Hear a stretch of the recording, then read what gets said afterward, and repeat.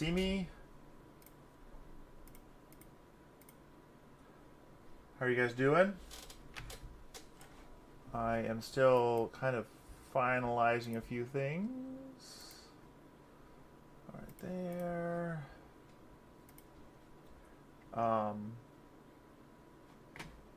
Just let me know if you can hear me.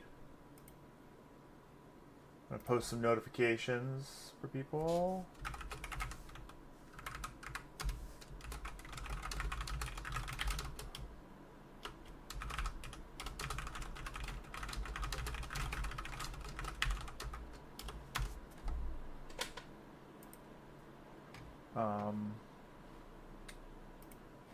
Hold up.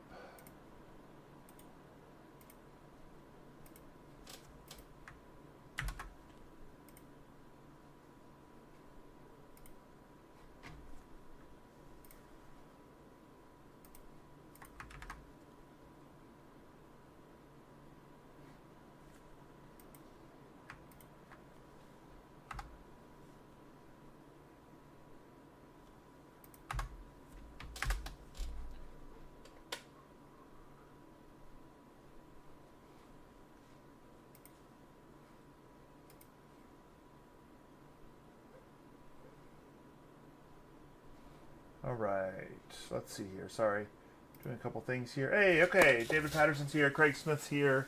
They both see me and hear me. That's awesome.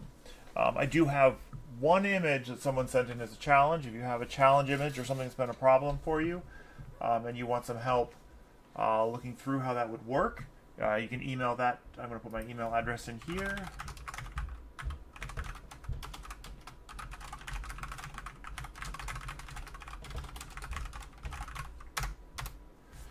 Sorry, I had some last minute things I was doing. All right.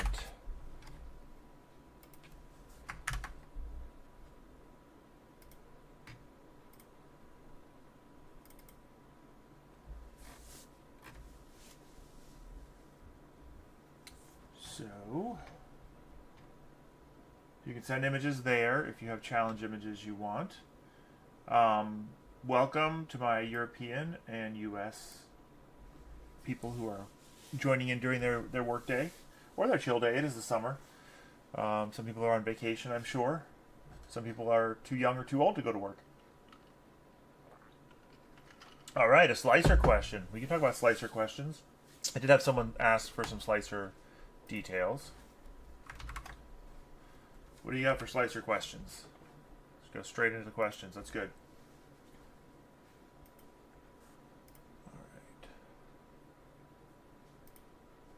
I'm bringing up my bamboo slicer right now. I don't want A1.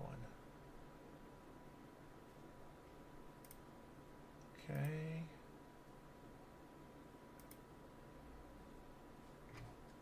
Okay, Craig, shoot whenever you're ready. I will bring up my slicer window and see if I can answer questions. Do you have some good settings with regards to slicing?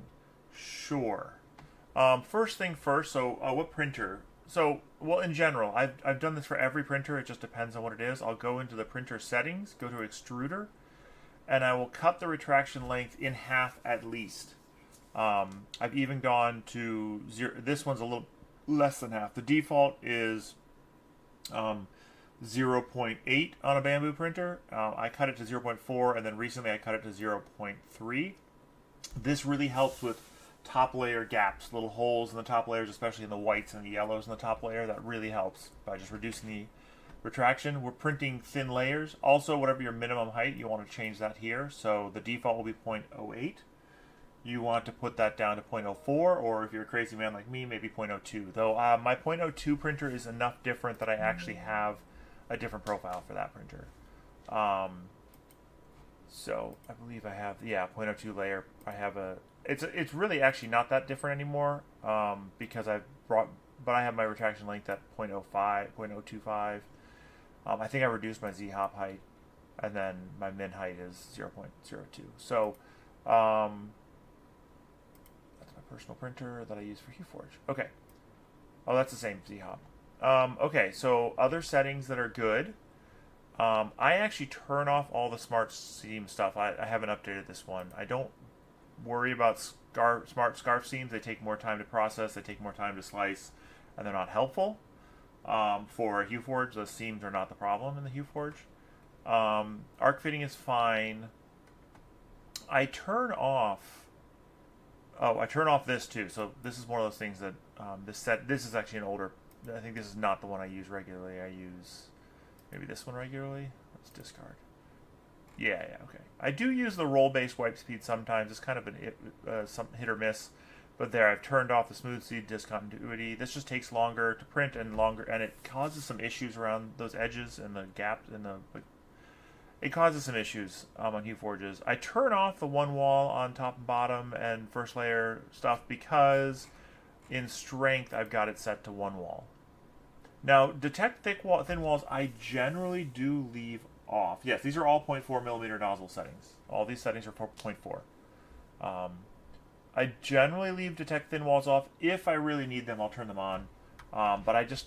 So, like, if you're writing little text or stuff, I just find that this increases slice time enough, and most of the time does not show up in my print, but it does sometimes. I do use classic 99% of the time. But sometimes, again, Arachne's going to look better, so it's just a matter of the thing.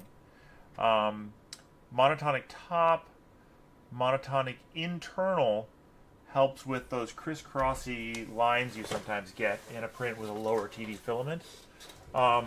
If your bottom shell layers are curling up in like the same corner every time, I might change this to a concentric or Hilbert curve or something that is less stressed. The monotonic is going to be very stressed. It's lying straight across diagonal. It's going to have some stresses build up. If you have problems with curling, I don't, but if you do have problems with curling, changing that first layer, that bottom surface pattern can help.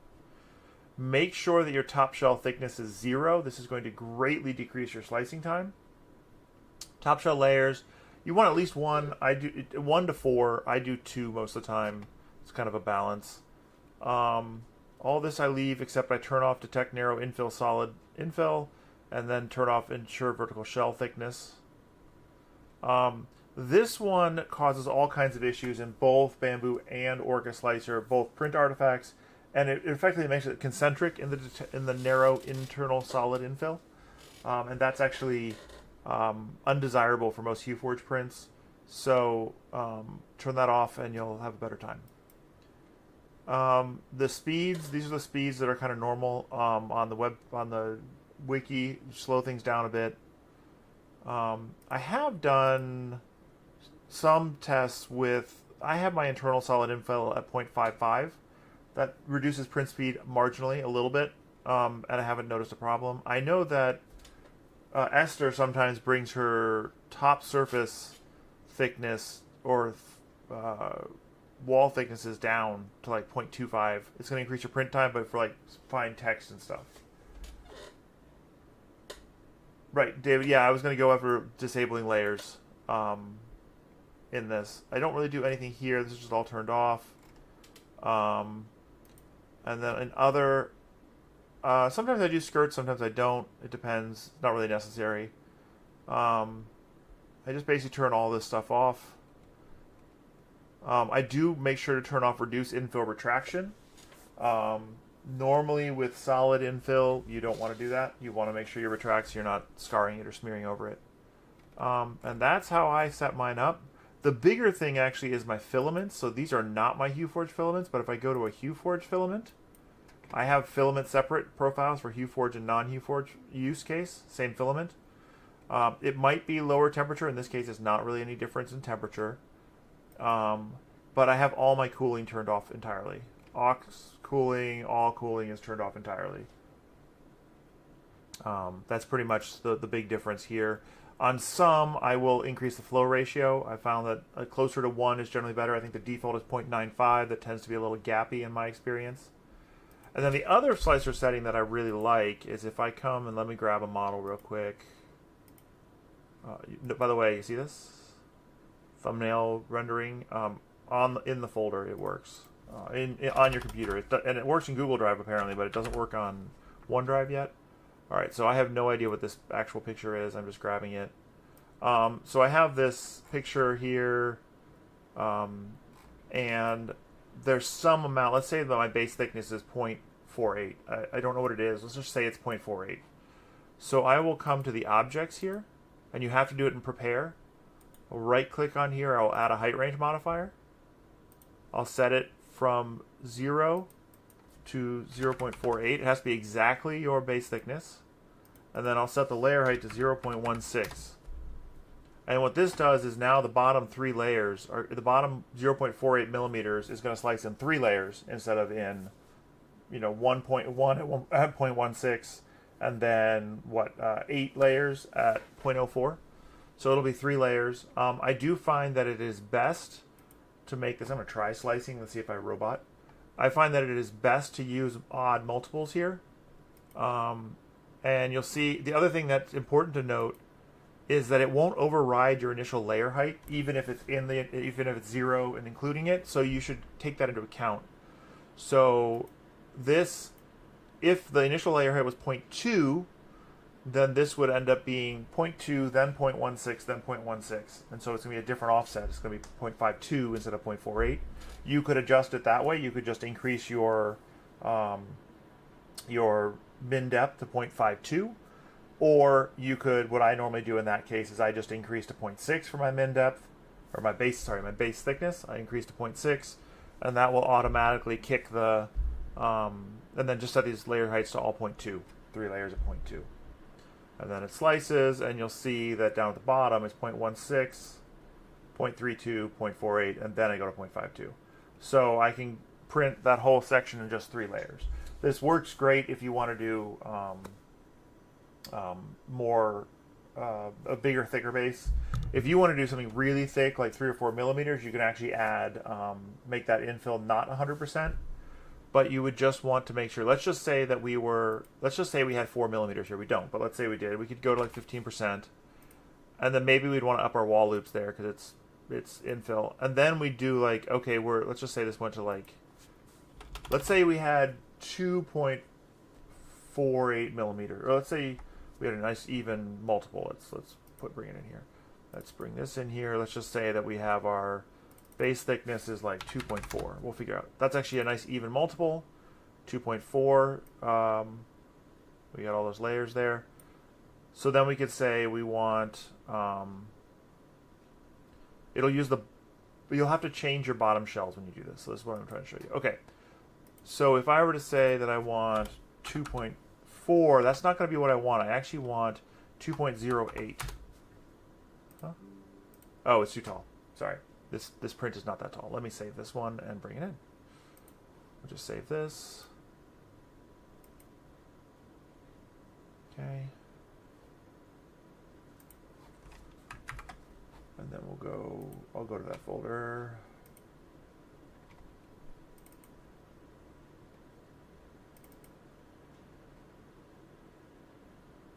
There we go. I have both models loaded right now. Oh, actually, this is a good point to bring this up. I can Control C and Control V that height range modifier. And then I'm trying to delete this one. I think it's hanging up deleting. I told her to delete this.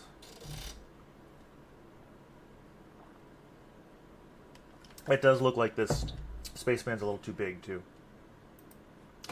So let's make him a little smaller. No, he's 240 tall. He should fit. I just need to move him. Okay, Bamboo Studio's crashing. At least it's not HueForge right now, huh?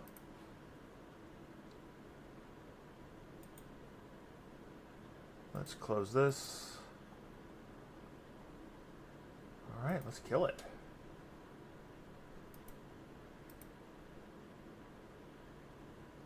New. Looks like Bamboo Studio is misbehaving significantly. Alright, we'll end it. Okay. Bring it back up.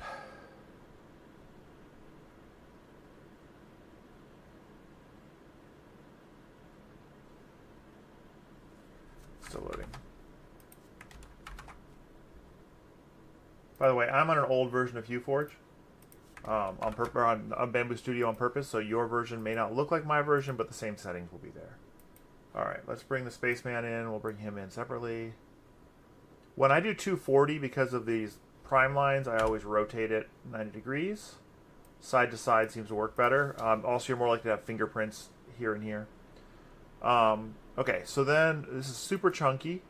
We'll come here, we'll say add a height range modifier. We'll say we want to go to 2.08. We will set this to be 15% infill, 2 wall loops, and 16 millimeter layer heights, or 0.16. But we need to, if we just slice this here, all right, so we'll slice that, and you'll see that it does not give you the infill. The infill won't be there. It'll be solid infill, and I'll show you why. That shouldn't take too long. I have heard the newest version of Bamboo Studio takes a lot longer to slice HueForge prints, and I don't know why. I'm guessing it's something that's been turned on. Oh, you can always ignore the floating regions unless you obviously see an error in your model. Okay, so if we come down here, you're going to see that this is 100% solid infill. And it's 100% solid infill because in our global settings, if you wanted to do less infill, then we need to have the bottom shell thickness set to something more normal, like 3 or 4. Like 4 layers here, and then we slice it.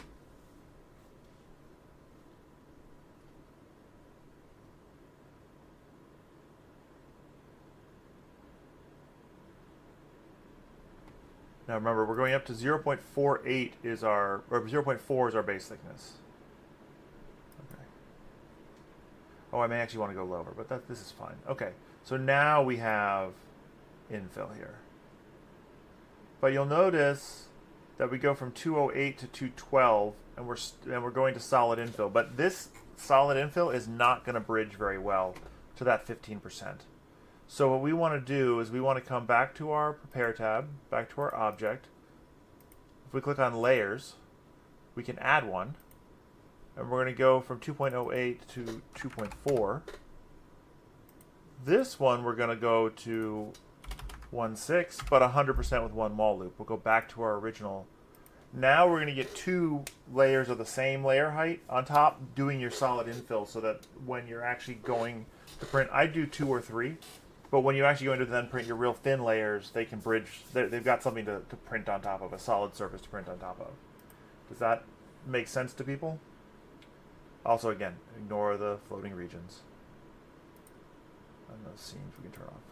So now if we come down here, we'll see that we have the infill, and then so 2.08 to 24 to 40, and then we go to our 0.4 millimeter layers, where the HueForge mesh starts. So that would avoid printing a whole lot of print time down the bottom. We get that print time cut down a long ways. So this file is now 5 hours. And actually, let's do this again. We'll take this off. Oh wait, we have to go here. You can't really manipulate this outside of here. So we'll copy it, Control-C, so we bring it back. We'll slice it again, so that was 5.5 hours. And then we'll see what the print time is here now. Oh, but I got infill.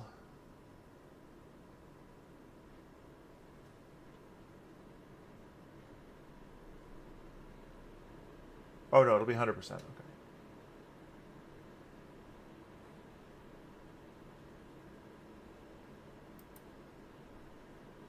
Uh, 8 hours and 57 minutes now. So it's 3-hour difference. That's a nice difference. All right. Any other slicer settings before I go into disabling layer matching or disable layer?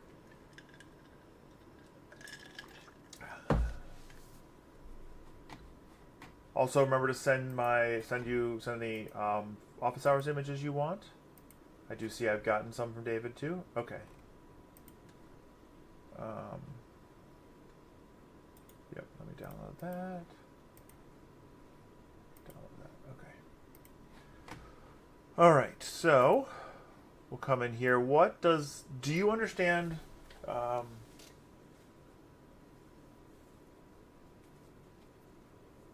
Is it possible to have different heights on different parts of the picture? Yes. What is the shadow? Oh, what is this in the slicer? This here? So when I create... So this is what I call the lazy programmer rectangle. So the question is, what is that shadow thing for the irregular shaped HueForge? This is what I call the lazy programmer rectangle. So what's actually happened in here... is that it has modeled. This is actually part of the model. I gave it a checkbox because I know that it's transparent, but you see it's got all the triangles are here. It's actually part of the model because it actually turns out it's a lot more complicated to triangulate the back of an arbitrarily shaped model like this. This model is an arbitrary shape and it can have all kinds of different combinations of triangles. So what was really easy to do was set it to 0 height. And so in here, it's 0 height. So when you slice it, it goes away. This is Bamboo added this to show you the footprint of the model, but you can see the bed through it. So there's no tool paths here, and you can even see the skirt goes around the area that's actually being printed. But this is the easy way to do this. Now, it would be better actually to go into this image and crop it to the edges of the image. So if I were to, let me show you something here. So all the images right now are saved inside of the project, but you can export the project image. I'll just export here, and then I'll come over to that project image,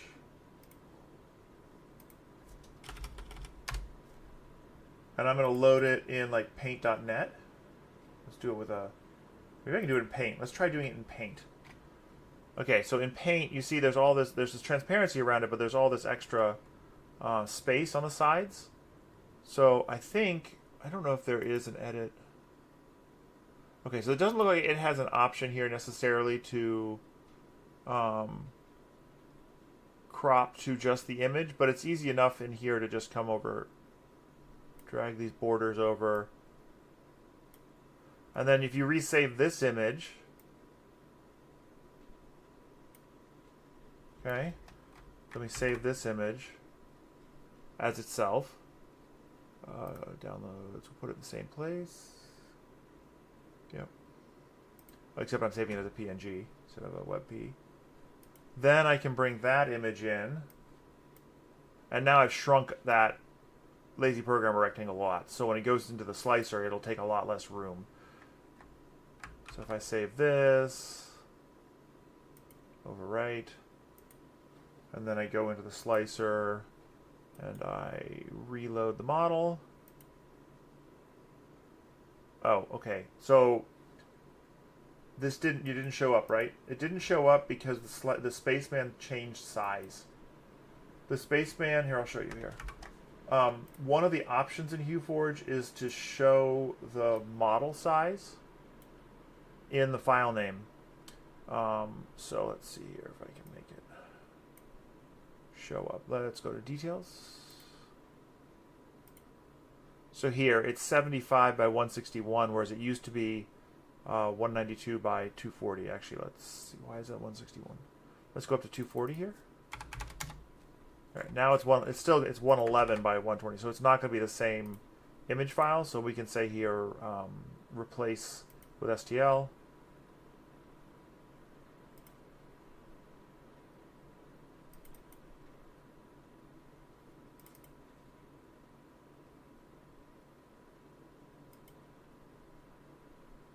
Is that the right one? Looks like it. Well, we got to see this as details again. There. There. Now you can see that there's much less of a background there.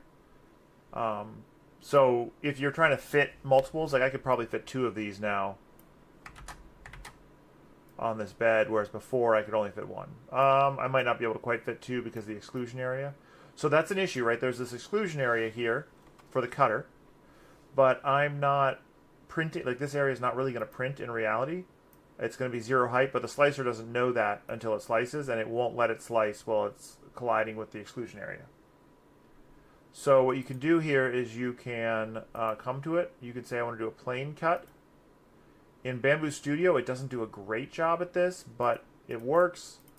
We are going to make the height 0.01.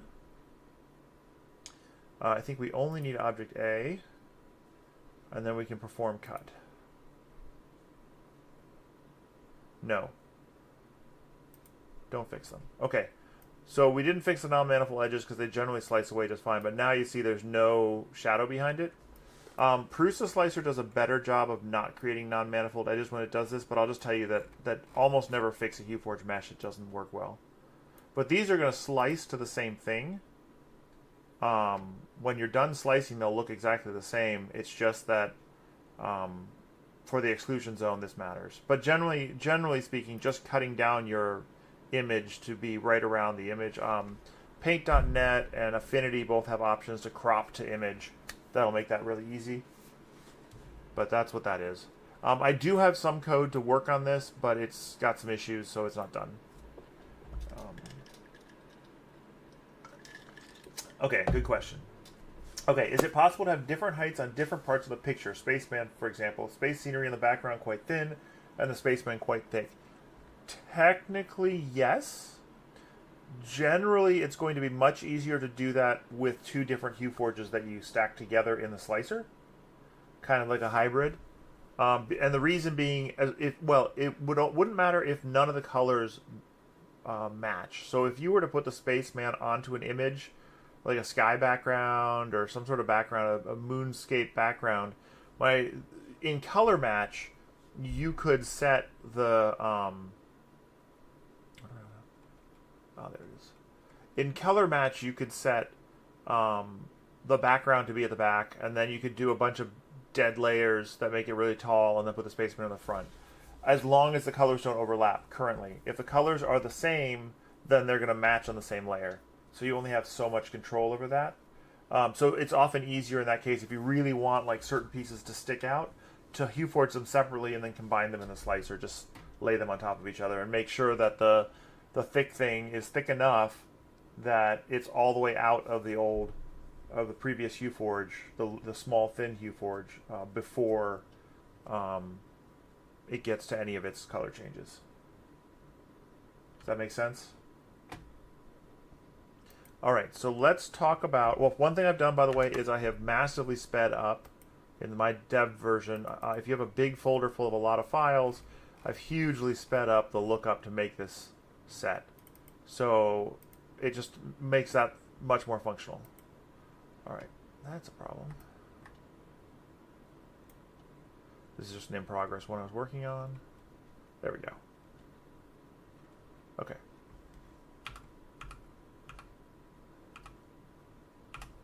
All right, so disabling layers. Okay, so fundamentally, David, do you understand what disabling layers does? Do you understand how color match works? Color match is the way color match works is that it literally compares. I don't know why I have so many saturation marks here.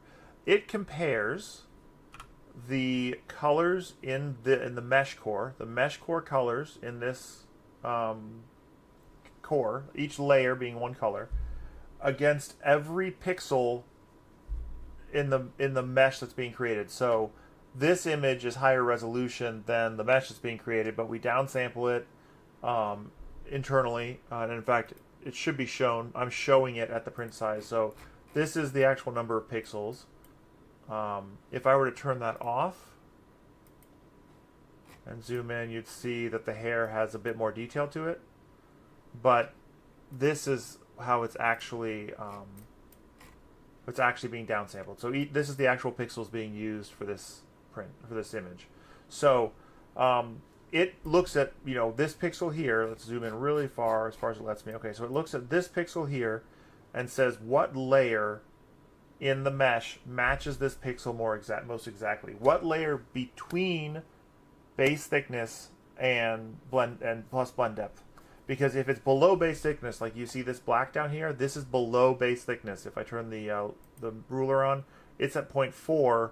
Base thickness is 0.48. So it's really going to have to be the layer below 0.52. So this layer or higher is the lowest layer that can be matched. And then it goes all the way up to whatever your max value is here. All right, so what it's doing is it's literally looking at this pixel and saying, okay, where does this match the best? Where is the best match for this color of these colors? And it uses one of these algorithms here. It can use the default, HSL, CLab, CLab2, or dot product. Generally, you want CLab or CLab2. CLab is more attuned to the intensity, the luminance, a little bit. It has colors in there, but luminance is scaled up a bit. C-Lab 2 is much more interested in color.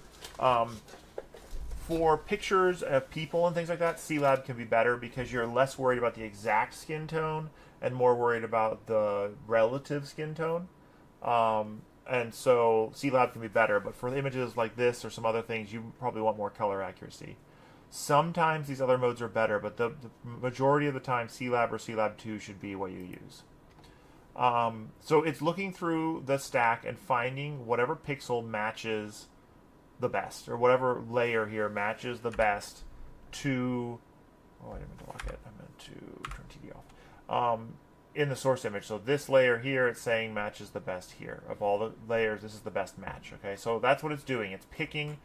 And then what happens is it makes the mesh that tall at that location. It says, oh, well, this is the best match, so you're now this tall. That's where the mesh is, and it adjusts the mesh that way. So, but what that means is sometimes, like here, if I turn off, oops, okay, this is a bug with color match. I don't know what that disabled. I can undo that. I should be able to undo that.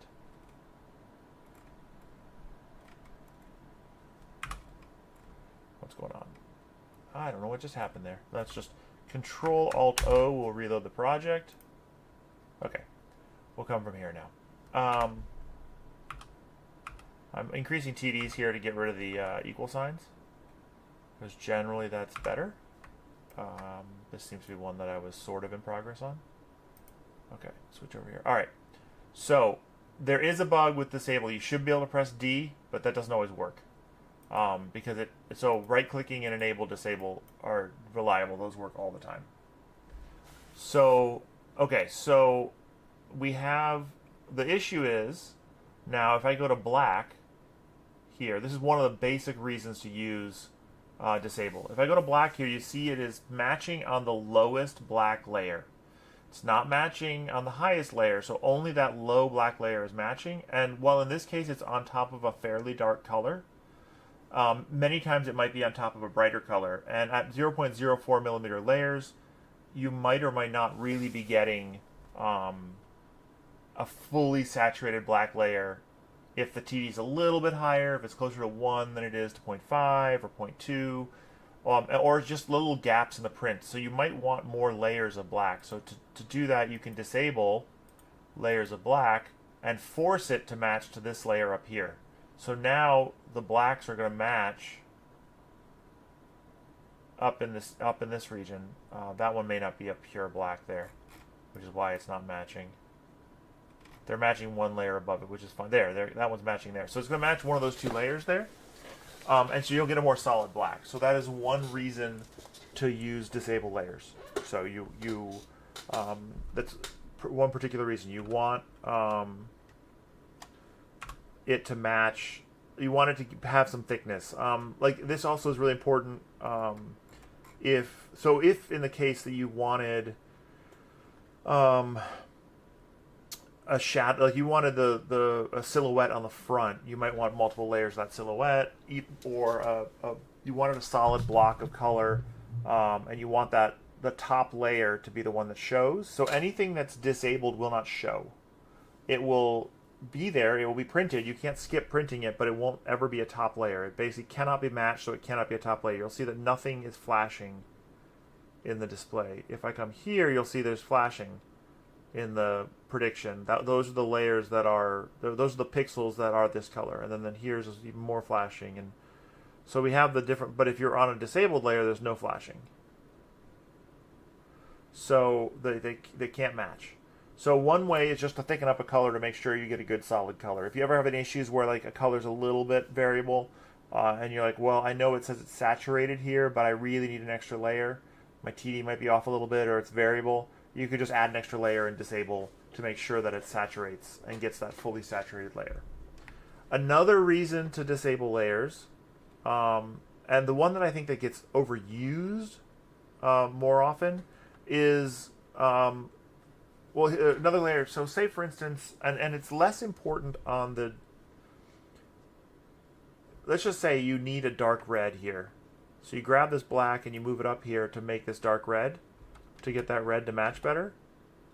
but you don't really want the black to match here. You just want that dark color. So you disable this layer and say, don't match in the black region here. I don't care about that. I just want to get this dark shade of red that I can, you know, blend from here and get this better, more saturated red out of my image.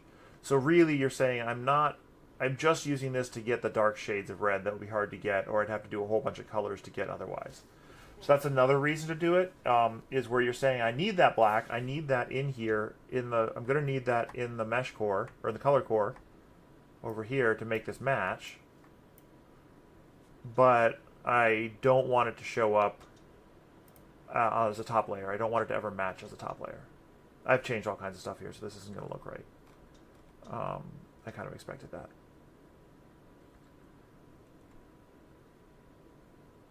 Okay, the other reason that's used, and I think it's overused, I think most of the time the solution is to match again, to fix your color match, to find a better shade from the painting, or from the image itself, is when you are, but it can happen where you're basically saying, well, I need to start from white, and I need to go to blue again, and I need to go through this blue to another color, and I need those colors to get this blend right.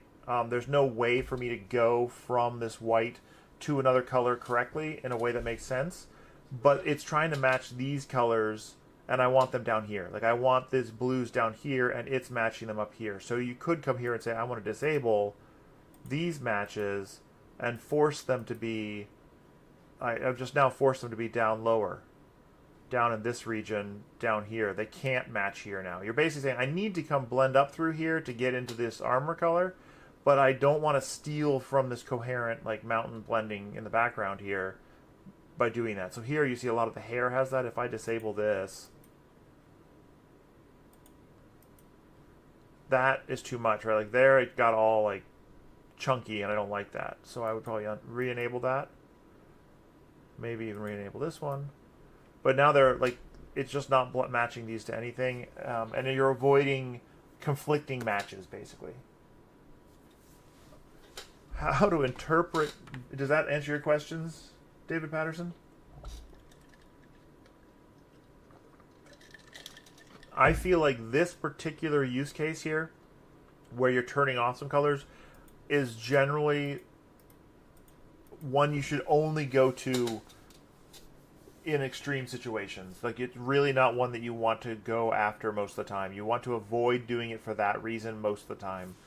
Thickening layers, really common use case for it. I almost always have at least 2 layers of black with a disabled layer underneath to get a good solid black, especially when I'm blending up. Less important when I'm blending down. Less important when you're blending up. And then the second most important one is when you need to put a dark color here just to hit a shade. Like you don't have a filament, you don't have anything that you know is going to work. And you want to make sure, so like the big thing might be, you might say, I know that I cannot make this filament match work. I don't have a dark red. I'm going to need to put a black here to make these dark reds. You might go ahead and put the black here and disable it, even though you could grab an image color, just because you want to make sure that that black never shows up on the top of your print. You want it to be underneath the red. So that could be a reason to do it. And you could do 2 layers. You could say, oh, that's not enough. I need another layer. Right-click disable. I will say right now, right-click disable is definitely the way to do it. I don't recommend doing it with the D key. Even though it should work, there's some issues with that. It's disabling the wrong layers sometimes. So, okay. So, question: how do I interpret view analysis? Really good question. View analysis is HSL color space. It is laid out, flattened HSL color space. It's of questionable usefulness. It probably should either go away or be reused. I do like, if you pull some of the, this is like kind of your grayscale, your very low saturation colors. You can see where your color space is. It can help you to understand where you're going to have kind of conflicts in your color space, where things are going to be really close together. If you are doing HSL color space, it is what controls how the matching is done. So this actually is in control of how it matches. And actually HSL doesn't do a terrible job in this particular image. So this actually is the color where the colors are being matched using HSL So you can adjust the HSL match this way. But generally speaking, how do you interpret view analysis? As a very basic show of what colors are in your image and maybe how close some of the shades are. You can pull colors from here. Like if you're having trouble grabbing a good sample of a dark red, you could come here and say, okay, this is my dark red. Sorry. This is the dark red that I want. It's right there in the HSL color space. Like you can use it to grab colors that are maybe interest to you that would be like a coherent. So this could be good. I've never used it for this, but let's say you're like, oh, I want this continuum of blues. You could grab from here and know that you're in the blue continuum and stack them together. So it might be easier to get like this dark blue color out of here. That might be hard to find the correct exact pixel in the image to get that color. But generally speaking, you can kind of ignore view analysis. It was an attempt to make things, to give information, and I'm not sure it succeeded. Does that help? I'm going to call you C and Z. Oh, okay. That's your first, middle, and last initials. That helps.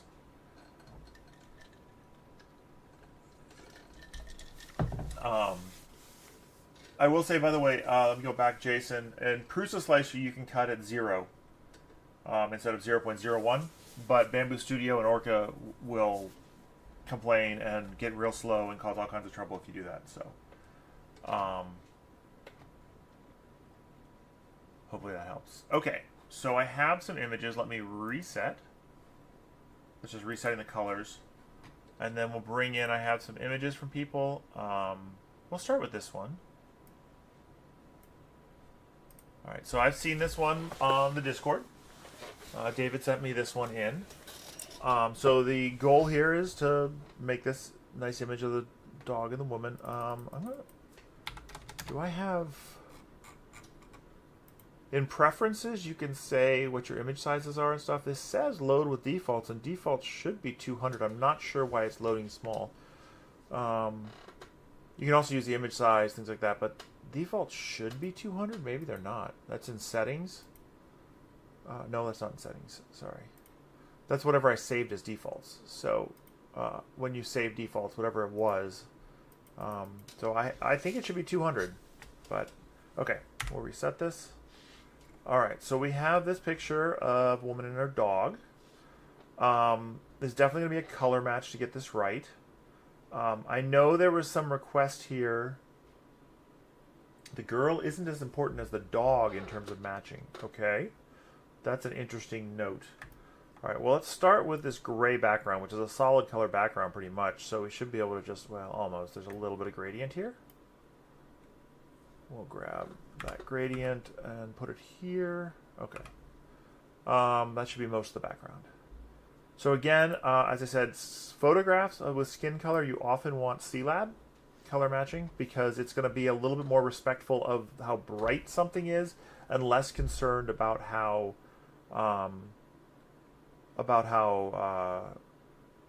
exactly you match the actual skin tone. So let's turn that TD off. I'm going to put a disabled layer here so that it has to come up here. You'll see that actually, I know one of the issues you have is with the nose, but you'll see that actually only this part is matching the nose. So you can see what's flashing, only this mouth part and then these, which are actually recessed in the dog. So maybe that's not that bad if I can avoid the rest of that match. So probably the dog is kind of foreground, right? I assume you kind of want the dog in the foreground. I will say that the hard part about this dog is going to be it's a lot of white, right? A lot of different shades of white. And depending on what you own in terms of white, this could be very, very difficult to get a lot of detail here. So Polysonic White's my go-to white for blending in general. But he's got like some grays in here. And then he's got a really, this looks like a really bright white to me. Yeah, there's a really bright white up here. So let's just say you have a little higher TD, really bright white. So that is okay. Wouldn't say it's great, it's okay. I'm going to grab this yellow. I think the collar's kind of in both directions. We're going to put the collar up here. Interesting that grabbed that as a yellow. See, so it grabbed the fur as that yellow. It likes that match, so I'm going to bring that actual fur right here. Increase the TD on it a bit. So it steals it back. Maybe I'll just bring, yeah, it looks like if I bring that yellow in here, we're going to get that fur TD better. Collar is now kind of yellow. We have a ton of saturation marks here, so I'm going to hold down Control and mouse wheel down a bit to get that a little bit better.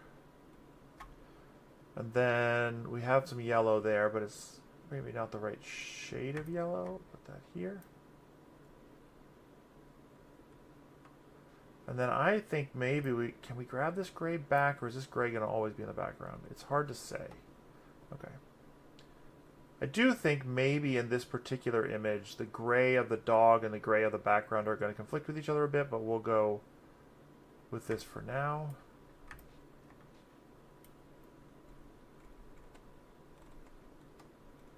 The dog has so many really, really closely related shades is the problem.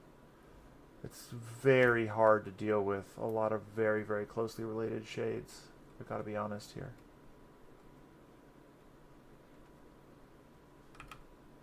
So if we look at the view analysis of this image, we'll see that there's definitely the skin tones here. But we have these yellows and whites are all kind of all over the place at the edges here. And all the different, and we can bring some of those in. We're seeing those are all kind of different shades around the same area. Let's go ahead and work on the woman and see if we can get her set up a little bit better. So we're going to grab this red, dark red for her skin. We're going to grab a lighter red for her skin. We're going to adjust that up. We'll grab our polysonic white for the top skin color. And then she actually gets kind of almost bluish here. So which here, like it's almost a bluish white. So we're going to put that here.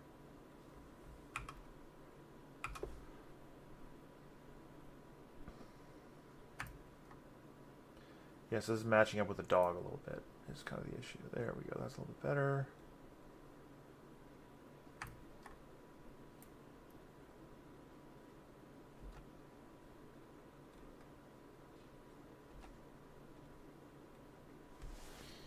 Okay.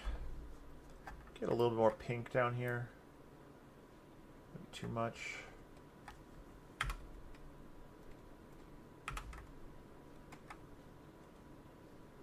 There we go.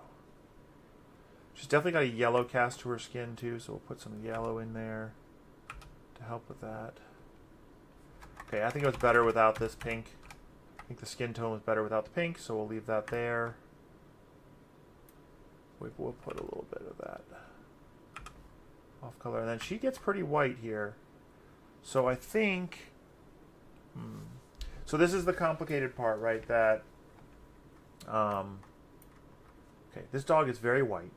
Very bright. So... and anywhere she's pale, she's going to show up like the dog. Let's see here. Welcome, Motion Sheeps. Thank you. Thank you. All right. Let's bring up this gray. You want the snout at the top, you said? All right, let's do some things. We're going to disable those. I think we can actually bring the snout to the top by simply bringing the snout to the top. Because it is a different enough color from the black most of the time. We might be better off with C-Lab 2 if the dog is the most important thing. So here we actually have the snout color at the top, though we do see some of her hair color now at the top. Where we want that more down here, right? Okay, so there is some issues there. All right. Let's work at... So we see the dog, we have the snout up top, but with the black. So if we brought that black all the way up, then all the black's at the top, which is honestly not terrible. Her hair is on top, her shirt's on top. That's actually kind of normal, right? Hair, shirt are at the top. That's an option. We could go with that. It's definitely possible to do that. The dog has all this pink in it too, with its tongue and its teeth. That should probably be up here.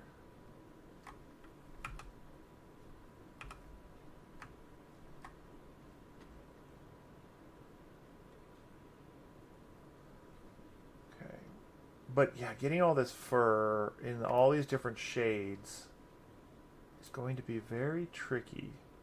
Oftentimes, this kind of thing is literally like a adding one color makes all the difference kind of situation, and it can be a weird color that you don't expect. But I'm just grabbing as many shades as I can from this image to match it up as well as possible.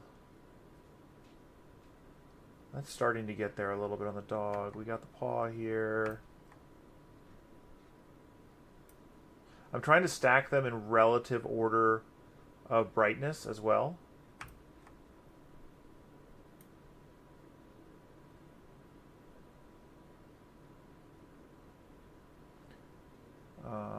That's actually like a blue. Disable, get rid of that. Whew. This is not an easy one. You could use some masks.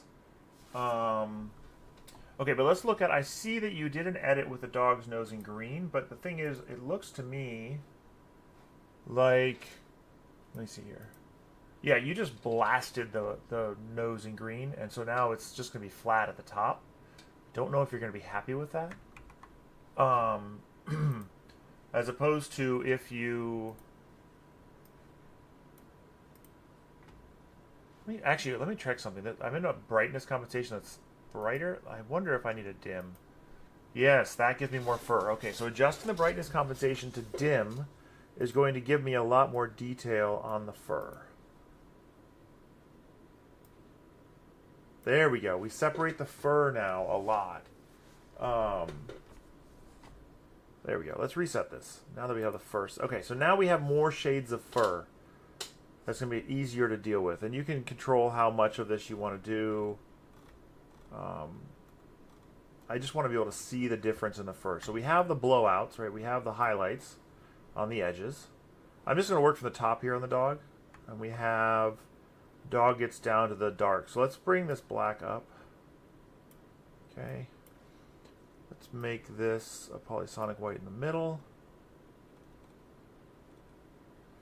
And then we need, this intermediate color here. There we go. That's got the dog in a lot more detail. A lot more usable. By just bringing the brightness compensation down a little bit. And making the top end be a little bit lower down. Now there's actually a bright one of these. This one actually will drop the hot top end faster. So it actually has more adjustment at the top than it does at the bottom. And notice we don't need a whole lot of adjustment. Just a little bit. And then we can take, if we turn this off, we'll stop the scene. Okay. So now I'm actually pretty happy with the dog. I think we might want a couple more layers of this darker gray here. Give ourselves... We had some control here with the low TD, or with the high TD white, about where we want the detail to go. But I think that looks pretty good on the dog. We've got the dog at the top. It's not... Okay, so the snout is not all the way at the top here, but it's in the middle. So the snout is not in the very foreground, but it's not in the background either. And then we can... And her hair is and shirt are in the foreground too, but if we then did her skin... And I like to do inverted blends on skin a lot. Do we need this much white? Maybe. I like to do inverted blends for skin sometimes. It can be tricky, but if you have the filament for it, it can make a big difference in terms of how much difficulty there is and how well it works. So here... See, okay, so that gray on the back of the skin is a little bit of a problem. So let me show you how I would deal with this, probably. I'm going to bring this image. So, okay. I'm going to open it with Affinity.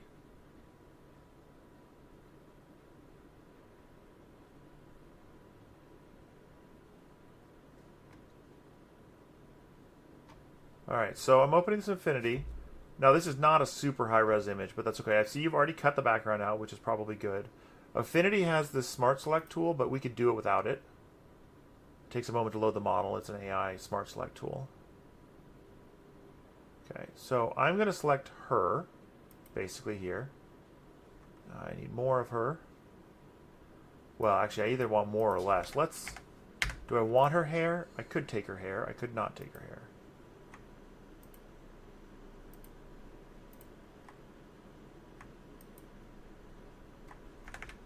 Let's undo the selection. Okay.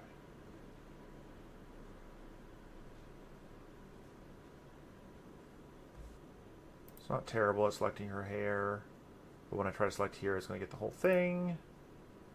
There we go. We can just use, they have a tool here. You can just, whoa, that's kind of big. Control Alt, and then you can mouse wheel to, or just move your mouse left, right to change it. I can grab the rest of this. I think we probably mostly, there, that grabs that little bit extra there. We want to grab her hand into the fur as much as we can. Shrink it more, and then you can use Alt to pull out parts like that. That. Then I think we went a little bit too far into the fur. Okay. So then what I might do, that's probably the collar here. Okay, I'm doing this real quick and dirty. Just don't want you to think I'm doing this in great detail. Okay, real quick and dirty. Then what I'm going to do is I'm going to add a new layer. And then let's just say we want her to be more pinkish. Like we're just going to say we want her to be more reddish. So then we can do a flood fill bucket here in the new layer, like this. That's pinkish. And then we just change the opacity down so that she's got kind of a red tint to her. And then we can save this flattened. And then we can drop that new version in here. And now she should be a little bit more separated from the dog. Should be able to bring this in. I don't know why we didn't have that problem before, but so she's more pink. So actually the black for her is a reddish black. So you can see it here. I've got her black taken down here. Right? And then her skin here is much more of a pinkish skin. So now I can get her skin to grab here. And again, since we're doing this in color match, it doesn't actually affect, we can do whatever colors we want. And so her hand, we've got her whole hand now. The only issue is her dog's face here is a little bit yellowish. And we lost that. There we go. And we could do that too. This takes a little bit of editing, but we could come into the editor here. We could invert this.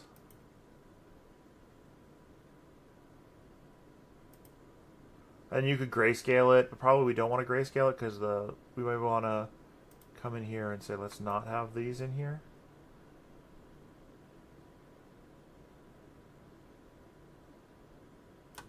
Kind of stuff. I mean, that's a little bit difficult. Or we could just come in here. So you had the issue with the snout, right? We could say let's undo that. Let's grab it. Oh, that's why it's not working, because I'm on the wrong layer. If you're on the wrong layer, it won't connect correctly. Won't pick things correctly. Okay, here. So then what we can do here is we can come and do a HSL adjustment. Oh, actually, that's not what we want. We want to recolor. Sorry. In this case, we want to recolor. And we can recolor this to whatever we want, but we'll keep, it's like green you had. And then we can make it darker. But we keep the shading in here by doing this. We might want this area in here too. We don't have it, but that would allow us to make the nose green but still have different shades there. But honestly, we separate her a lot just by making her a little pinker. We can add some more color here to match her better.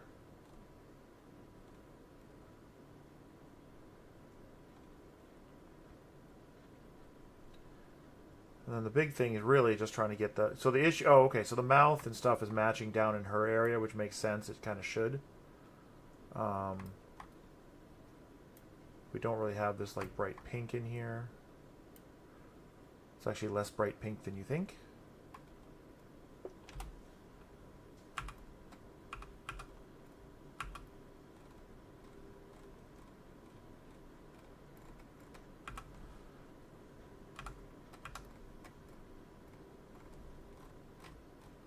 So I'm not gonna lie, this one's difficult, but I think this is not a bad starting point to go from. The snout's in the middle, she's on the background.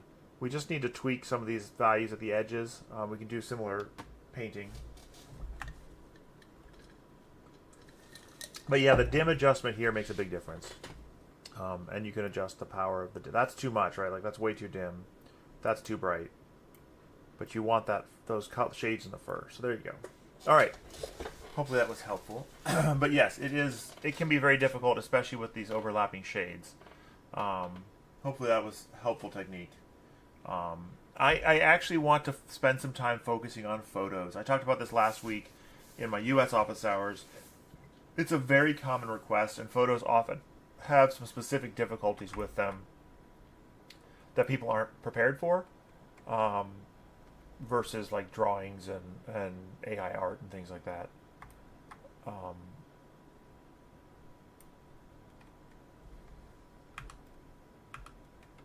kind of weird. You get these weird effects that you just don't expect when you do things. Like, why is this changed? Let's try C-Lab 2 here. Nope, that's worse. It's always worth trying some of these other ones.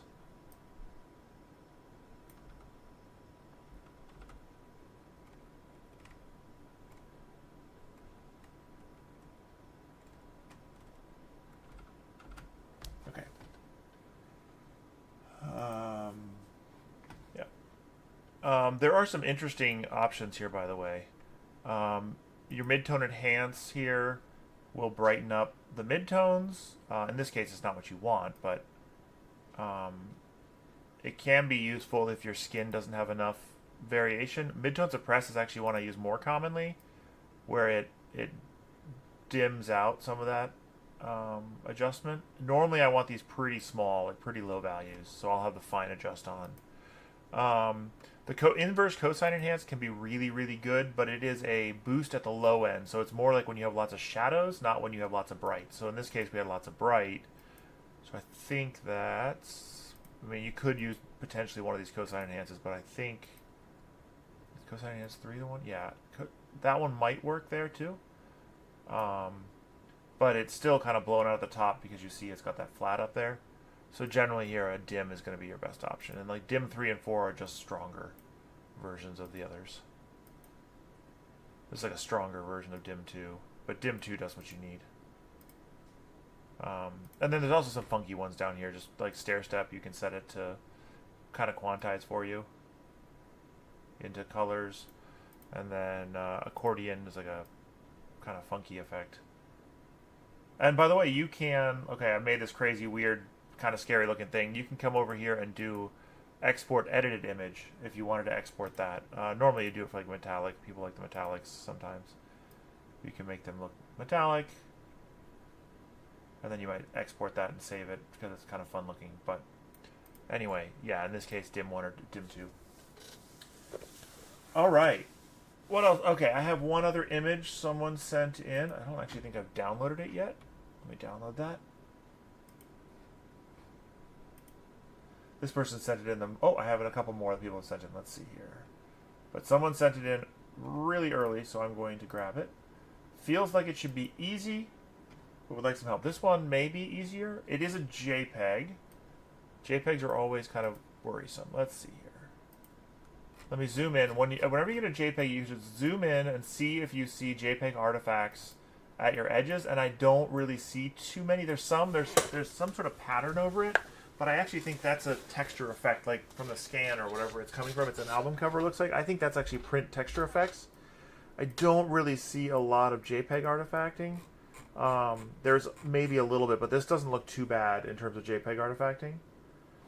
That's a good thing to look for when you have JPEGs. If you do, I would often do a topaz upscale on them. You can also use, there's an upscaler that Danny found in the resources on the Discord.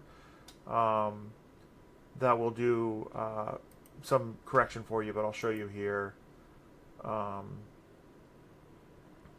will come up in a moment.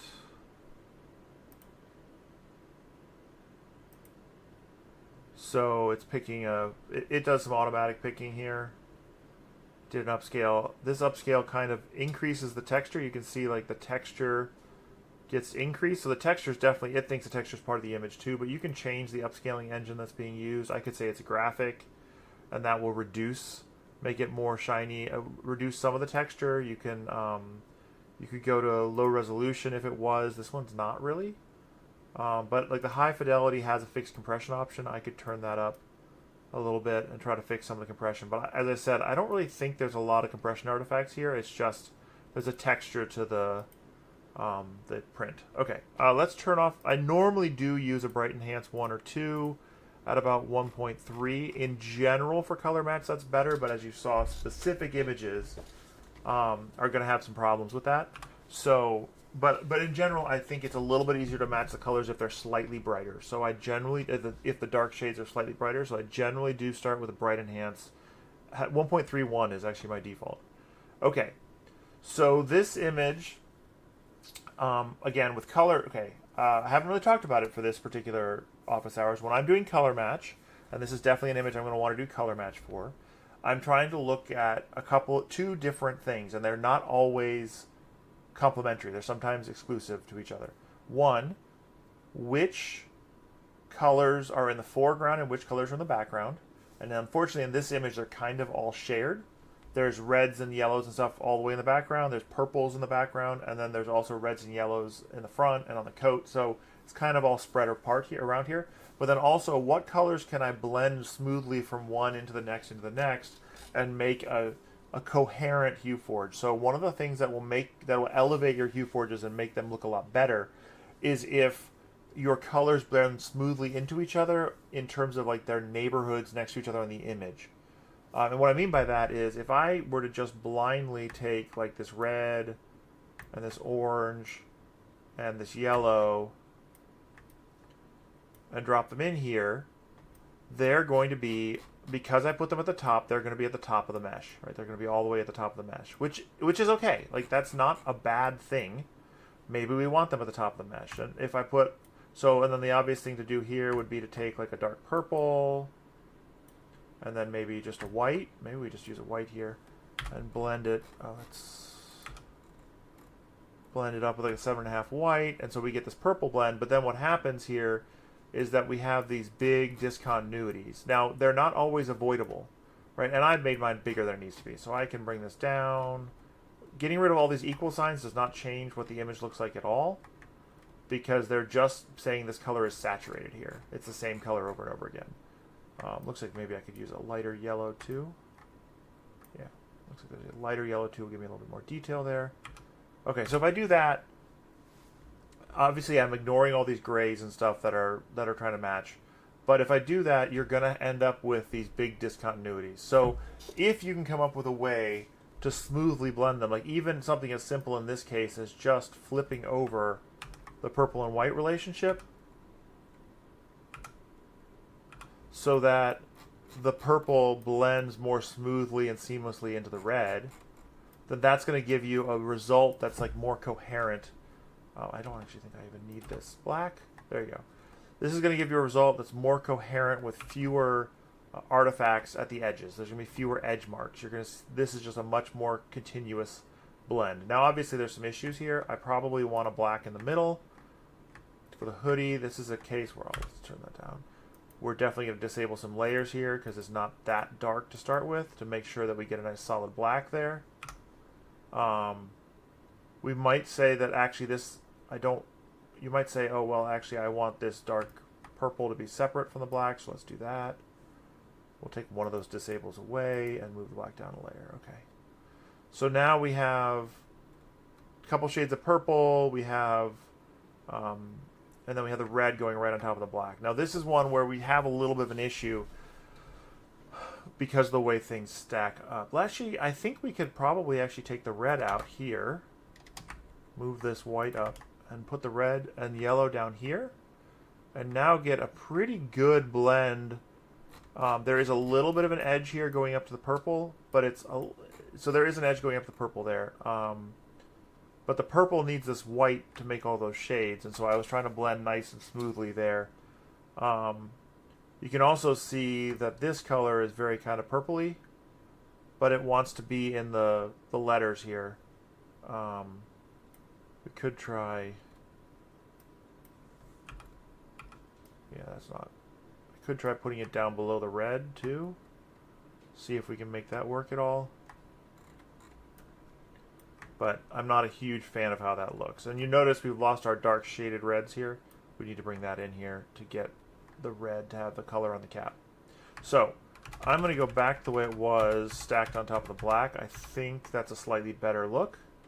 It gives us some of that stuff for quote-unquote free. We get this red, dark red on top of the blue for free. But now we need to deal with the gray. And this is where it does become tricky because that gray's in the foreground. And we also have some little issues here. But the gray's in the foreground. And the gray being in the foreground means that I could make this a 2 TD red so I have a little bit more shade to work with. The gray being in the foreground means that we kind of need to stack it up here to make it make sense coherent, or we need to put it like with the purple kind of. But it makes the most sense to put it right on top of the black. Like that's the easiest thing to do is put it right on top of the black because I can make gray.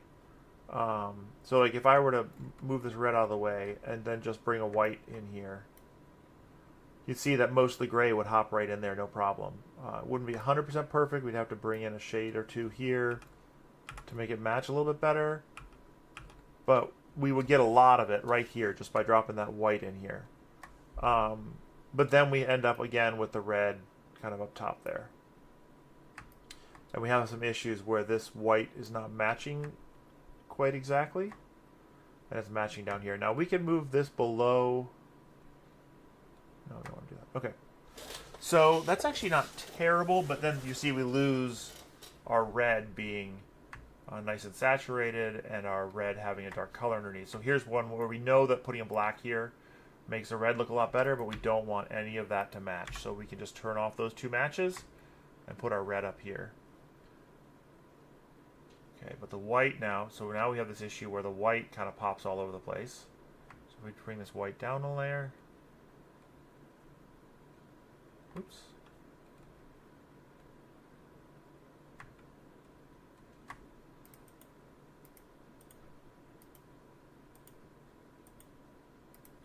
I want to enable this layer. What? Why is it disabling? No, enable, enable, enable. Okay.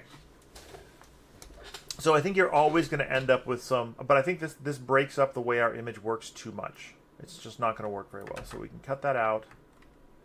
Bring this down. This is way more coherent. This hand doesn't look quite right, but honestly, it's not terrible. I think we just bring those up here to the top. We can get rid of the black. And now we just need to kind of blend in the right colors here. We can bring in a darker color here.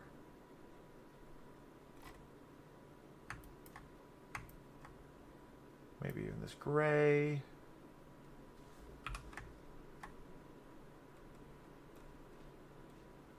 Yeah, see, now we're getting conflict. So this is not an easy image because of how all these things kind of mix together and when you're trying to stack them up in a way that's both blend coherent and color coherent. If that makes sense. So we could try putting some of these, like this purple is kind of would belong down here, I think. That makes some more sense. So we can put some of this purple down here. Maybe we can get this brownish color that's here and even put that maybe down here.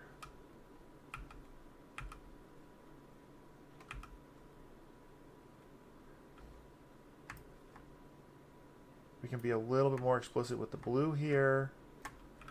Put it in there to match. Then maybe we actually need to reverse that. There we go. Now we're starting to see more like what we want.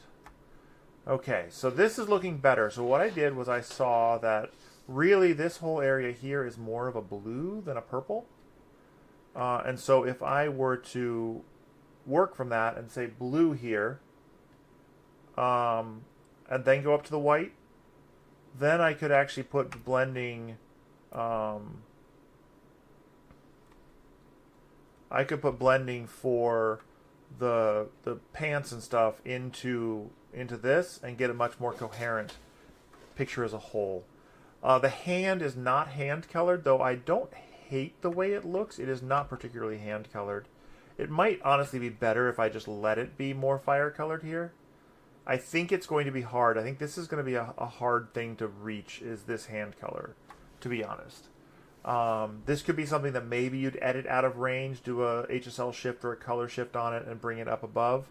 But I think it looks okay this way, and no one's going to, well, people might see your source image here since it's obviously an album cover. But I'm adding this white in here just to get a little bit more of an exact match on that bright white. I like the one I have in here, but I just want to hit that exact match so the text is as crisp as possible, because we've got the black on top of it going up. We could grab this exact black here to make sure it matches well. And then I think this is how I would probably leave it. I might save it and then come back to it another day to see if I can come up with an idea for the hand. But I think we've hit a lot of the really important stuff. Probably go to moderate spike removal to get rid of some of these spikes here.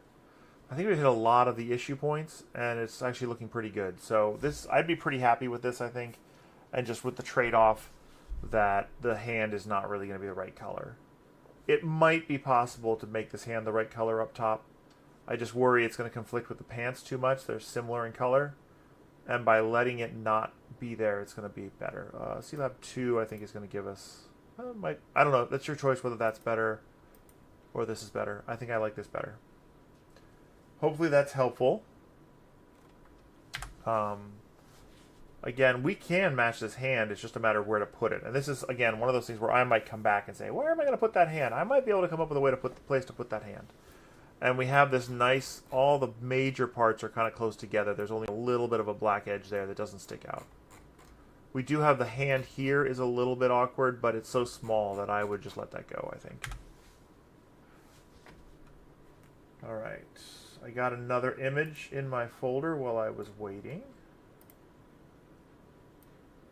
Let's see. Okay.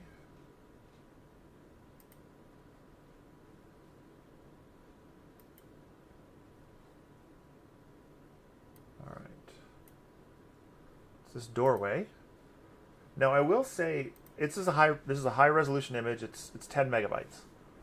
But I got to be honest, it looks blurry to me. The source image looks blurry, and I'm guessing that's on purpose. That's the style. So there's a couple of things to consider here. Again, let's go the same checklist we went through before. What colors are in the foreground? What colors are in the background? And I think this one's a little bit easier. The white is pretty much always in the foreground, so kind of can leave it where it is, though we may want to grab a couple of different shades of white here and get this bright white in here. You know, with like this light grayish white kind of thing in here. So the white's pretty much in the foreground. But we have this issue where this color here, which is like this kind of wall color that they're saying here, is probably close to some of this wood color as well. So, and I'd say like the green's on top of the wood, so I'd put this green on top of the wood here, no problem, right? That makes sense. And then if I start grabbing wood shades here, I just feel like I'm going to start conflicting with some of the other colors I've already pulled in. That's my only issue here. And there is some lighter color green and some darker color green. Some like almost black green here. Really dark green. And then we got these shadows.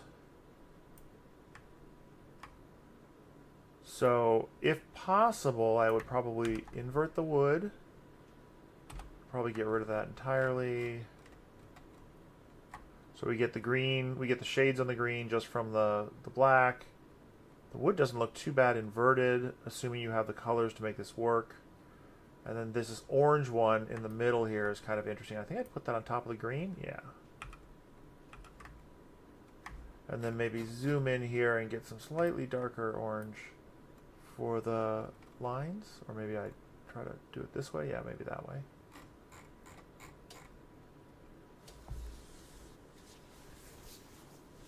for color match. When selecting colors from the mesh core, is the corresponding layer that gets highlighted relative to the colors already in the mesh core, or is it absolute to the number of layers? Can you clarify that question? I'm not sure if I understand that question entirely.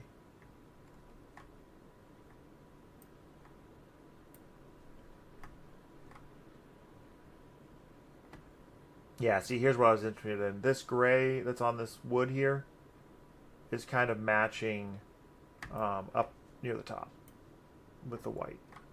And so it may be one where it's actually, it makes more sense to just go with that. And like match that all up down at the bottom just to make it coherent. When selecting colors for the mesh core is... Okay, so are you saying when I highlight here and it picks a layer, is that where you should put the color?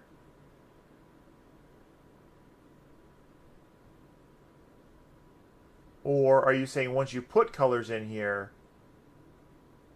I'm not sure I'm tracking what you're asking, I guess. I'm still not tracking what you're asking.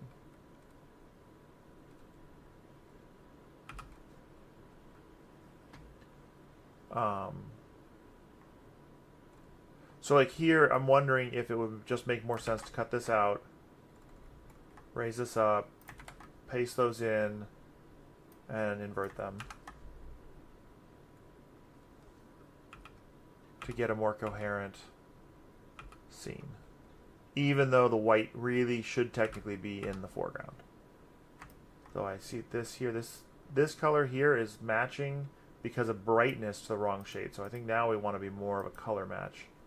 Interesting. That is not what I expected that to do. That actually works better. Default's working a lot better there. We don't have all the green color we need, looks like. So we need some lighter green here to match that.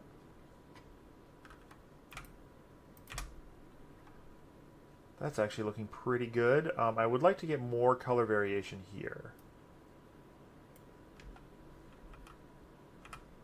That's actually got a little bit more variation to it. I guess that's a brown too. We can bring that up here. There we go. That gives us more of the orange variation. Looks like there's a little yellow at the edge too. I could grab that. Put that here. See, but now that causes some conflicts up here, which I don't think I want to deal with. So, oh, they're already there. Okay.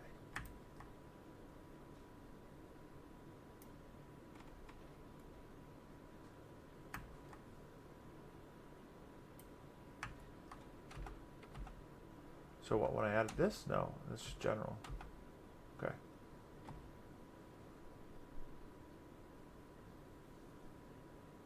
So when you highlight, okay, so if you highlight like on a brand new image, if I were to go reset these, which I think I can undo, so yes, I can, okay, so if I were to reset this and I would just grab this spot here, that is not telling you where to put it. You have full control over where to put it. I put the orange up here. It's your choice where to put these things within the confines of how well do they match and how well do they register to the color. So, but no, it is not telling you where to put it. That's actually a common question. It is not telling you where to put it. It is simply telling you where it's matching currently. So this is an important thing to think about. So in color match, again, you highlight a pixel and it says this is where I'm matching. This is probably not the best image for this. Let me find a better image. Here, do this one. Should launch in a moment. There we go. Okay, so this one, right? I put the fire at the bottom. So the fire's at the bottom because I put those at the bottom. But if I were to reverse this, right? Now the fire's at the top. Okay, so the fire is up here. See, the matching for fire is at the top. Okay? If I invert this, now when I match the fire, it's matching at the bottom. And that's because the mesh gets built based on where you put the colors in the mesh core. When you start with a default mesh core, it's effectively like standard luminance. It's a kind of a handicap standard luminance because it's never going to match here or here or here because those are all saturated. But it's basically a standard luminance.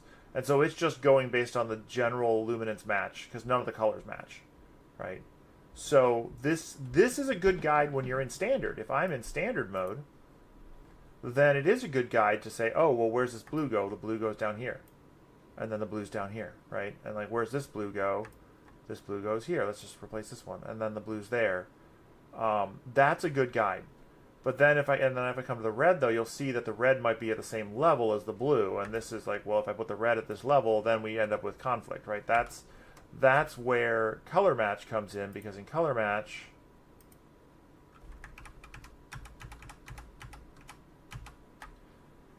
you're picking where they go and you're separating them out. So they're no longer in luminance space, they're in your color match space. Hey, Ramon online. Malcolm. Yeah, so, okay. So I always do recommend you start in standard mode. And there's some really cool stuff you can do in standard mode. And it's always going to have the most detail in standard mode, because it's just luminance based, and it's going to give you great detail. But color match is going to let you have control over that. And actually, I'm working on some updates to color match to say, like, I only want to color match within this region, or like, so like make the whole thing standard luminance, then you can add a color match region and just color match one set of colors, and everything else stays in standard luminance. And then you would threshold how closely you need to match within that region for it to be grabbed by that region, and otherwise it would be just dumped out of that region and say, nope, doesn't match.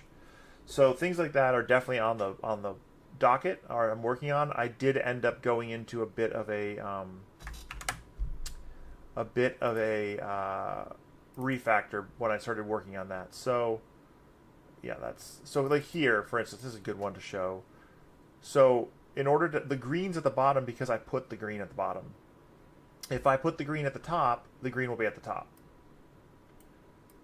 That's really the so if I do this and then put it up here, oops, I didn't cut it, I copied it. It should have copied anyway. Now the green's at the top, right?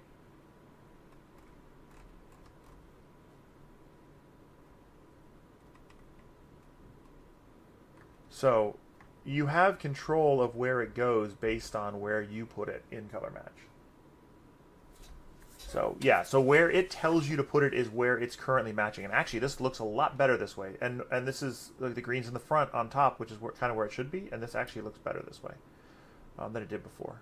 The eyes match better too. But now you see I moved that and didn't move this. So there's actually a way to fix that. You can do this. I can lock this. Then I can select this bottom part. So I cut it. It'll cut it from both, and then I can paste it, and it'll paste it to both. Though, in this case, I need to move that down, and then paste it to both. There we go.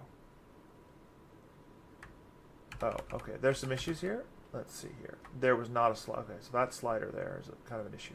So it will do the best it can, but if the sliders aren't there, it won't be able to cut them. So then I can cut it there and paste it, and now I'll get the white at the top that I had before. And I can just get rid of these because they're all the same.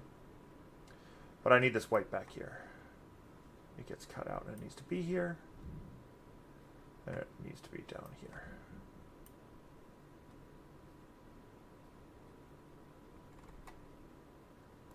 And there's some tweaking to do here, but... And then this side will be tweaked.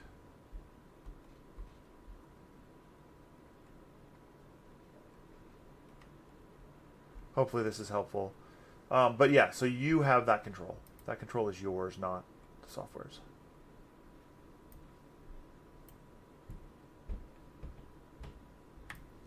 And I might grab there. Make that color match better.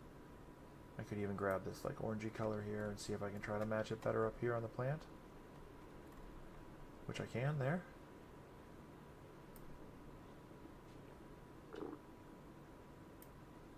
And now this will be a little bit better.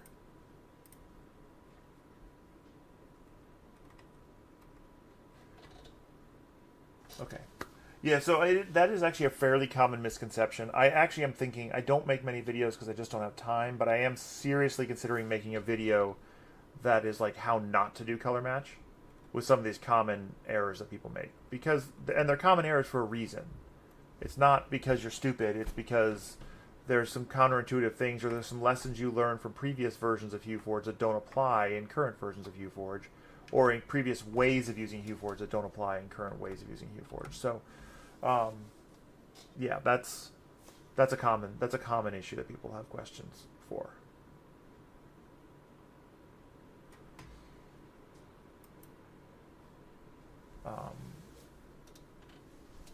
And then let's see. Oh, and then I did briefly show this, but I'm working on a thumbnail producer. Extra large. Oh, extra large works now. Okay. So this will give you thumbnails from HueForge projects that have been saved with the newest versions, or the newer versions. I mean, anything 8.1 or newer. And you'll be able to see the thumbnail of the project in the Windows Explorer. I'm still trying to get it to work in on OneDrive. It doesn't work in OneDrive folders because of OneDrive Windows permissions. You would think Windows own things would work, but it doesn't. But this is helpful for looking through your project folder. And then again, I have massively sped up the loading of these thumbnails in this dialog. It used to be like if you had a lot of stuff in a folder, it was just a nightmare to open the folder. I kind of stopped using them on videos because of that.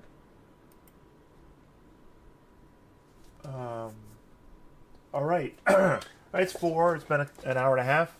I'm willing to keep going, but I've pretty much gone through. Wait, maybe did I have one image left that I hadn't downloaded? Let's see here. Oh, I did the door. I did the door pretty much.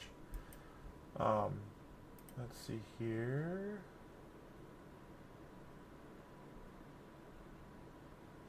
Oh, okay.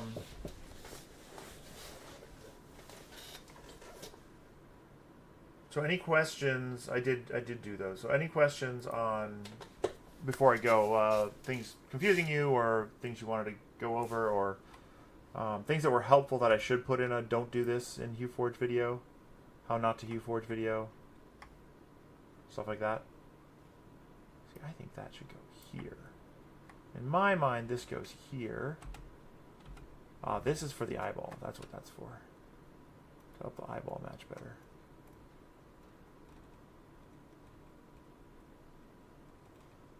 Because there's like kind of shadows around the edges. And then this is actually matching way at the bottom, so I think that means I need to just drop that. Yeah, there you go.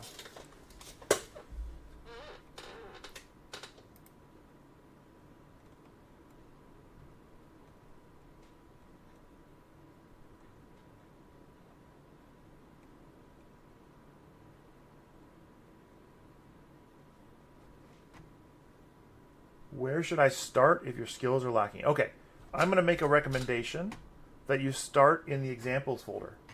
So if you hit, now my examples folder is polluted, but if you hit Control-Shift-B, it will bring up the examples folder. Now this is my examples folder, but it has all my other projects in it too, and it has a whole bunch of projects in it.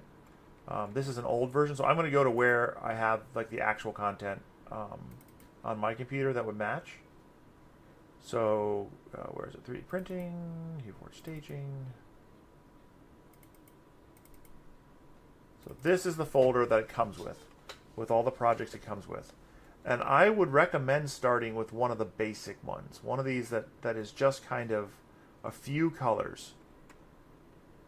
So I'd start with one that doesn't look super detailed and lots of stuff in it. You could start with a spaceman, or you could start with like the blue scale tower, for instance. This is a good one. The standard mode, and just learn to blend colors normally. So you'd look here and say, I just have 3 colors here: a dark blue, a medium blue, and a white. What if you were to change those colors to reds? Like, what if you change this to a red? What would happen? And you can see that, and just kind of like play with that and print a few things. Learn how to print them. Learn the process for printing them. This will give you a good idea of how the blending happens. Like if I instead of being red, if I used yellow, what's it going to look like? I really want kind of green more than this yellow, so how would I get that? Well, maybe a higher TD yellow. Learn how that works. Like here's a really high TD yellow, and then I'm going to get more of a green shade. So see how the blending works. in general and get some prints that you like, some color schemes that you like.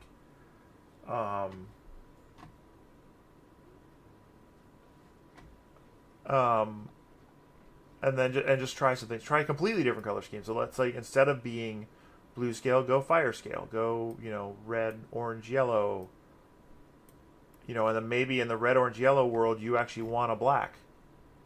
Maybe this, you'll find that I have a dark enough blue, but I don't have a dark enough black or dark enough red. So let's do a black here and see how that affects things. So fire colors are a really good thing to play with. They're easy to blend. They blend easily in your head. Yellows are normally very high TD, or generally high TD. So are oranges. Honestly, you don't need orange most of the time. So then you can just go into, black, red, yellow, white. Super fun. You can make all kinds of stuff this way. Just get comfortable with blending. And then probably go back to the project folder. That's not the folder. This is a bug in my version. It might be a bug in your version. It should be loading up whatever the last one I ran. It should open that one up. Let's see, 3D printing. It should say, oh, you just loaded from this one before? Okay, let's load from that one again. Now load up like a color pop. Maybe a more simple one like this color pop tree. And understand how color pop works. So in the help menu, there is a crash course playlist that Danny made, and he covers basic standard. He covers standard in 9.0 and a 9x, or a 9.1.2 right now. He covers color pop, and then he covers color match. That's a really good series to go through, but I recommend actually doing some prints, more than one, at each of those. What I don't recommend doing is coming in and saying, I want to print this picture exactly as it is, and that's my starting point. I recommend printing a few pictures that aren't necessarily what you want to print, but will give you a feeling for how HueForge works and the general process before you get into more complicated stuff. So I recommend standard, then into ColorPop. Learn how ColorPop works, how these sliders represent, how this split indicates where the layers change, or where the HueForge changes, because a ColorPop is actually two HueForges stacked on top of each other, a grayscale HueForge and a color HueForge. Learn how you can adjust each one of those sections independently, and then you can move into color match. I would skip color aware. Color aware is kind of a dead horse right now. I would skip that right now, and I'd go straight into then color match at that point. Though I might go into some more sophisticated. There is a version of this one that inverts, that does split. Where is it? Let's pop this up here.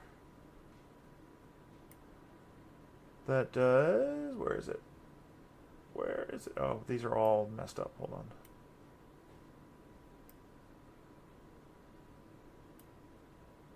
Here, split image.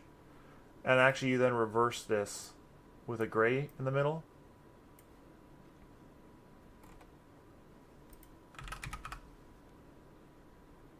And you blend up. So like, here, just put a gray here. And you blend up to your color, and then you can actually get rid of one of your black filaments here. You can reduce all your extra gap, and then you have a little bit more control over it and how it's going to look.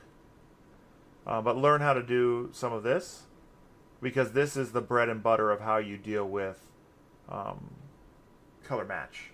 It's basically building these ranges up and blending them together in a nice coherent pattern. And then you go and pull a color match model up. One of these projects. I'm going to go this way, it's easier.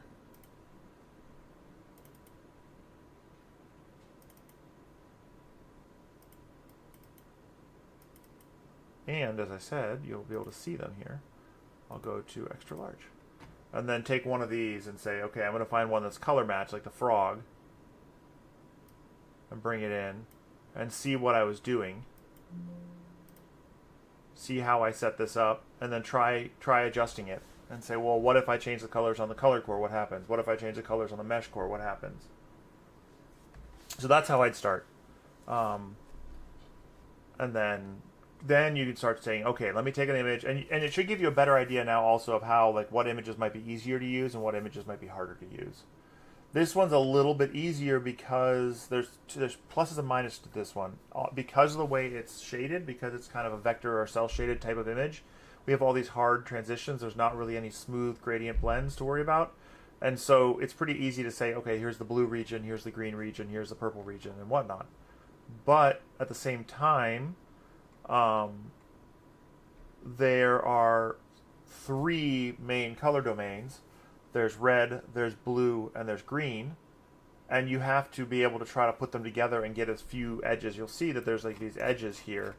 And I just made a choice to get the least amount of edges I could and the one that I laid out. So you're going to have to always make that choice. So kind of learning how to do that choosing as well. Yep, you absolutely learn by messing around. But it has to click. You have to understand what is going on.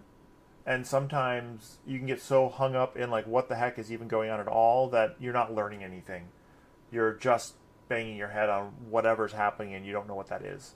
So I'm very, very aware of that issue. And that's why I always want people to start simple and learn how filament blending works in general, then go to slightly more complicated where we're stacking 2 different sets of filament blending.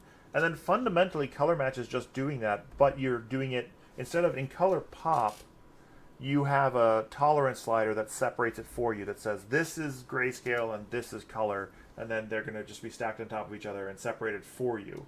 In color match, you're basically saying the way that you do that, it's not color and grayscale, it's matches this color range versus matches that color range. And if an image is really giving you trouble, save it, quit, come find a different image that's a little bit simpler or a little bit different, and go for that. I would avoid super smooth gradients to start with. They're going to be the hardest because your layer heights, even at 0.04 millimeter layers, are going to be hard to get really faint gradients. A lot of people bring these like super like smoky faint things, and then they don't like the steps, and they can't make it. And then you may not have the colors for it. That's the other thing. I don't want you to go and buy 100 filaments to do this. I want you to make stuff with the filaments you have. That's one of the fun things about standard is you can take an image and just completely recast it with your own vision with the colors you have. There's a guy out there who had like black, blue, yellow, and white, and did all these super cool images with black, blue, yellow, and white, where he just used standard and used that color scheme, and they were really cool and very distinctive. So I'd rather you play with what you have, then go and say, I really want to make this image that's a little bit beyond what I can do with the colors I have. I'm going to buy this color and that color, or just one color to make that image work. Like, most of us who've been doing this for a long time have our wish list of filaments we're looking for. That we know, oh, I don't have that filament. I don't have a filament that does this or that. And when I run into problems, it's because I don't have this or that filament. So being able to, until you can enunciate what filament it is that you're missing, I don't recommend going and buying a ton of filaments. The only thing I would say is you want a black, you want at least 1 white and maybe 2, like a high TD and a medium or low TD. So 7, like polysonic white it's my favorite white these days. It's not really white, it's an off, but it's so useful. And then like a bright white, like a jade white or a cold white or something. That's a lower TD that'll hit solid white. And then maybe a gray, like the bamboo blue gray is an awesome place to start. Those will help you with a ton of stuff. And then you can go from there and say, oh, you know what, I really like fire, or fire color, so I'm going to get red and yellow. I really like plants. I want to do a lot of plants, so I'm going to get some greens. But look through the library before you get them. If you're going to like right-click here, find your closest filament, and say which one's going to work for me. These are the ones I already say own, but these are the ones I don't own. Well, what if I use this Polylight Lime Green instead here? What's the effect? Do I like that effect? Do I not like that effect? Is it going to work for me? Don't just go arbitrarily buying, oh, I see that color green. Because the TD and everything matters.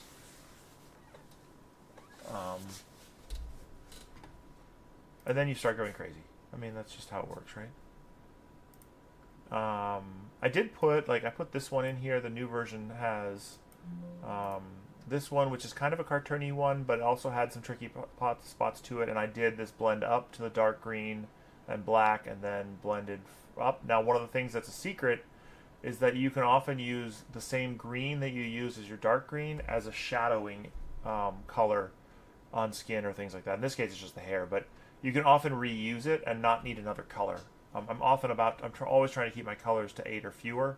And if you look here, it says it's, come on, it's 8 filaments.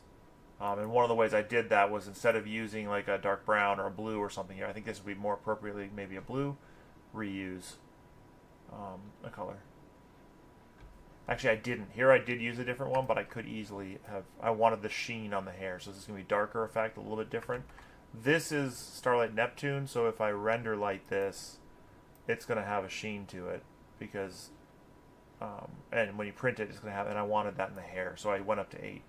But as you can see, I could easily have gone to 7 and cut down a color. All right, if there are no more questions, I think I'm going to call it. We're at an hour 45, coming on 2 hours. I will give a couple minutes more for questions. Thank you all for coming out. It's been really good questions. I do think I'm going to make a video of how not to HueForge, how not to color match. I think that might be more up my alley of things that I'd like to do rather than just another tutorial. Danny's covering the tutorials pretty well. Every video he sends out, I send him notes.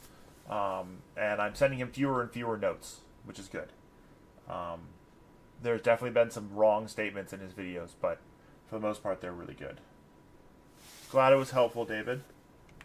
Super glad this was helpful. That's why I do them. I am cutting down to twice a month. I used to do 2 on the Discord and 2 on YouTube. I think the YouTube ones get a lot more attention, a lot more people watching them. They're easy to rewatch. People can watch them later, but I can't handle 4 a month. That's just too much. So I'm going to do 1 US and 1 EU office hours a month. Just stay tuned. I'll try to keep that. I'll try to put a schedule up on the store, I think, so it's easier to find. All right. I know it's a little delay, so I'm going to wait a few more minutes. I haven't actually printed a HueForge in quite a while. I've been printing other stuff for other people. It's kind of sad. This is an example, by the way, of where I used... Oops. That's not what I wanted. That did not load correctly. This is an example where I used green, this same green twice, to do the shadowing. Instead of bringing in like a brown or something. Like I could have brought this brown in. But the difference is kind of minimal.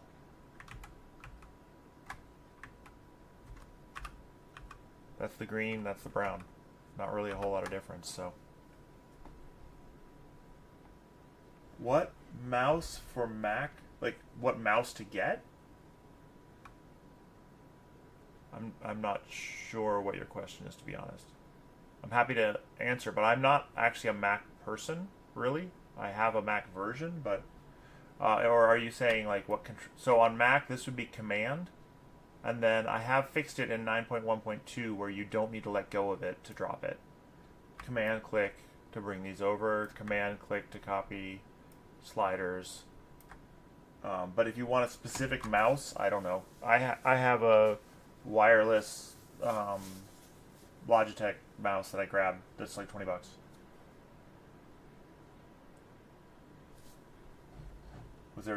Was that the question, or was it a different question?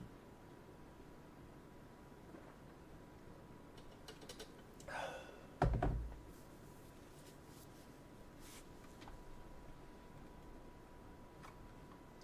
think there's a white missing here.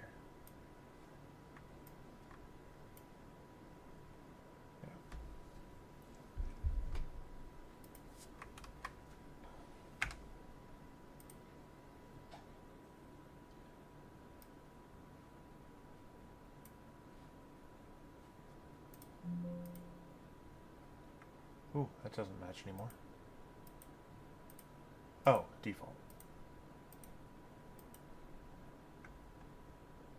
What happened here? That's like really high TD. What? There we go.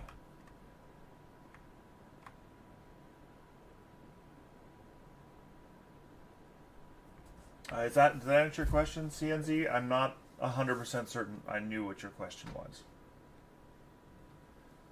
I need to go back through these projects with the... So one of the things I fixed recently was the blending up algorithm. If you blend on top of really light colors, it actually adjusts how the blending occurs. The blending is actually more... smoother on top. You can use a lower TD color and blend on top of a bright color. So I had to adjust that, and I didn't go back through all the projects and make sure that they adjusted properly.